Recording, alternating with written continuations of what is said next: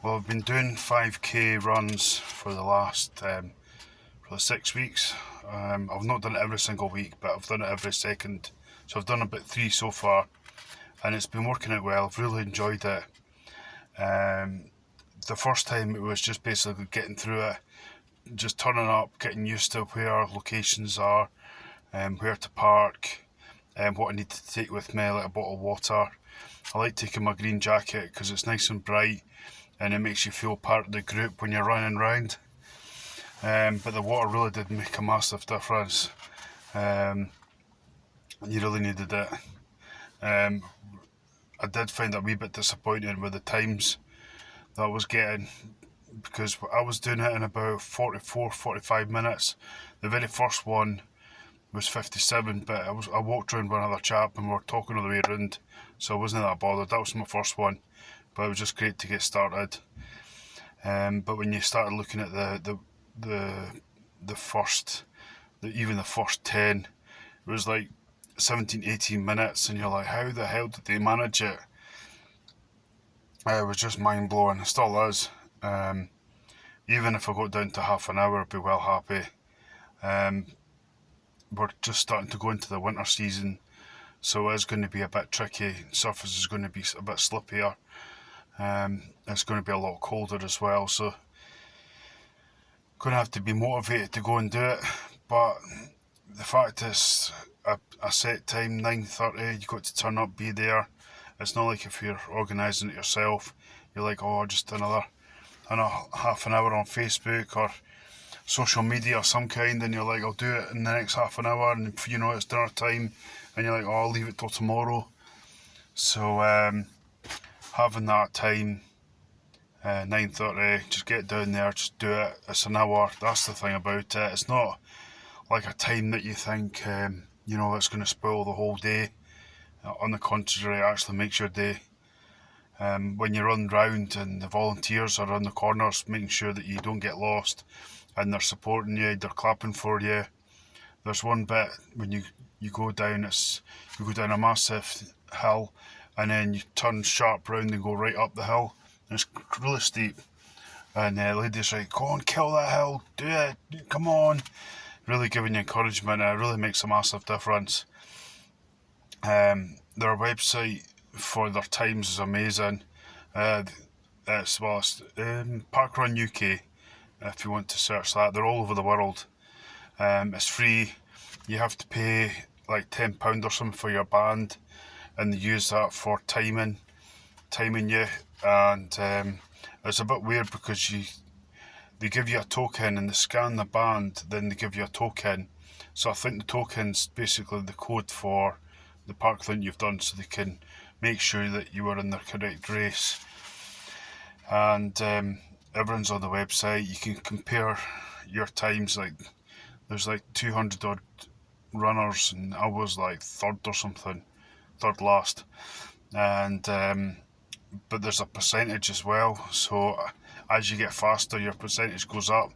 Like mine's something like 32%, and I think it had gone up from 31. So it had, even within 3 weeks or 3 times, the percentage is going up. Some of them are like 80-90% and everything. Just amazing. But the main as you're going through the first one, you don't really notice that much. I was talking to the chap, so I wasn't that bothered, but as you kind of settle in, you start noticing things. There's a lot of women, they were pushing prams and they were doing really well. I thought, maybe they're getting a bit of support, as they run along, but you thought, wait a minute, they're going uphill and they're still pushing the pram. Take my hat off to them, they're bloody amazing, man. But yesterday, as I was started, we ran along the flat bit, turns right and goes right down a deep bit for a good 800-900 yards. And as I was going along, I was like, am I going to keep this pace up? Because it was, as usual, when you go off the starting blocks, everyone's going hell for leather. And even from the start, I was kind of losing my breath a bit. And I looked forward, I looked up and amongst the crowd, and not, I wouldn't say at the back, but right in front of me, at the back of the main body of people, there was a couple of older couples, and they were clearly in their 60s or 70s, and they were doing really well. And I was like, bloody hell, I'm struggling to do what I'm doing, and they're bloody ahead of me. That's not right. And I kind of lost heart a wee bit, and I thought, do I give up, or do I keep going, or what? And you can imagine yourself being in the pub and you're having a pint and you're talking to your pals and such like, and you see them there and you probably dismiss them. You're like, they're kind of an old couple, and here they are in front of me in a race, and I kind of kicked me in the in the ego, you could say. I'm like, bloody hell, how do they manage it? But I kind of thought to myself, you know what, they've maybe done it. Well, they had a t-shirt with a number on the back saying they've done 50 odd races, because they've got like this designed t-shirt, and every person, if you go over like 10 races, you can get one that's got 10 on it, one with 50, and the other one's 100 on it. And they had one with 50, so clearly they were I don't know, they were keen runners kind of thing. And here was me on my third time, a wee bit overweight, probably 3 stone, 4 stone. And I thought, you know what, I'll concentrate what I'm doing. I suppose there's 2 options. You can either stay at home and watch tons of social media, and you think you're really good, you're amazing, you can do anything. And when you actually go and try it, you're like, wait a minute, maybe I'm not as good as I thought I was. And it was a reality check basically, and maybe a harsh one, but sometimes it's better to be out there and maybe even making mistakes and realising you're not as good as you thought you were, and then do you have the strength of character to go over it and just beat your own time. Obviously, you'd want to beat them as well. You beat anyone. Like, out of 220 odd runners, I'm about second last, third last, fourth last, right at the back. I was looking at the numbers. Even if I went down to like 30 minutes, I would be about halfway. Even half an hour's bloody good. Even the times just now, one lap is about 14 minutes, which isn't bad actually. I've got to, say it's not a bad time for being a third time and doing it and being a wee bit overweight. Diet's not great. You got to think on the plus sides as well. How many people didn't turn up that could have benefited from it? You got to think that there might have been hundreds of people behind me. They just never bothered turning up. So I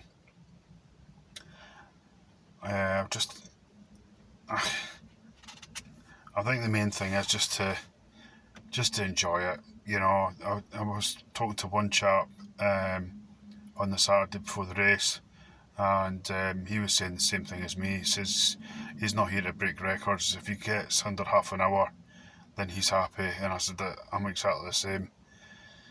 Some of these young guys, they're in their 20s and that, and you're like, I'm 30 years older than them. I'm not going to break the records.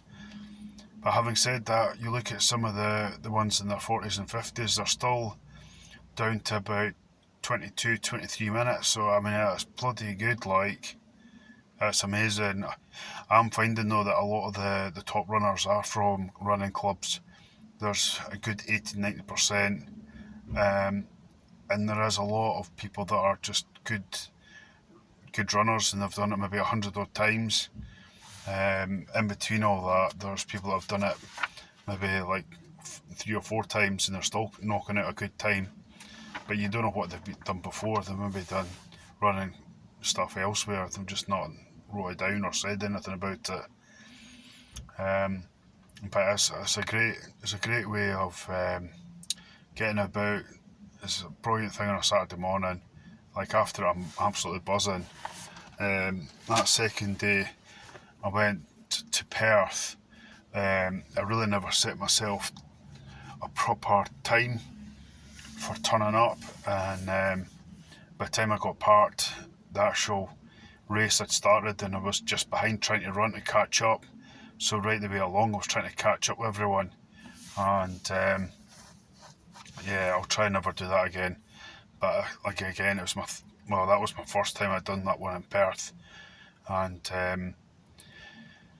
it's just a learning curve. It's just making sure you turn up, have everything with you, water jacket, decent trainers. Another thing is I have been running in jeans, which isn't great. I've done my jogging trousers yesterday, but I think I might try the shorts. I think the shorts will be a lot easier. I don't know if I'll manage that in the winter, like, it'll be a bit cold. But like I say, the volunteers are amazing. They really boost you and encourage you to, keep going. There's, I would say, a lot of people are focused. They just want to run really fast, which I think is a bit, say doing it 15 minutes. What's the bloody point in turning up and doing 15 minutes and going home? You may as well just take your time and enjoy the experience. But again, each person's got their own motives and what they want to do. I actually fancy going back and doing the one in Dunfermline and just take my time. And if it takes half an hour, it doesn't matter. Even just have a good seat, read a book and do a bit more. Really just enjoy it, really. That's my story for today. Hope you enjoyed listening to me. I enjoy listening to other people that have just talking to the camera, and it's a nice wee escape. Try and see what other people are up to. So I've enjoyed other people's videos, and I'd just like to do the same for others. So if you like videos like this, please give it a thumbs up, and if you would like to subscribe, that would be great. I've got other videos that are completely different, so if you want to check them out, please do so. But thanks for watching. Until next time, goodbye.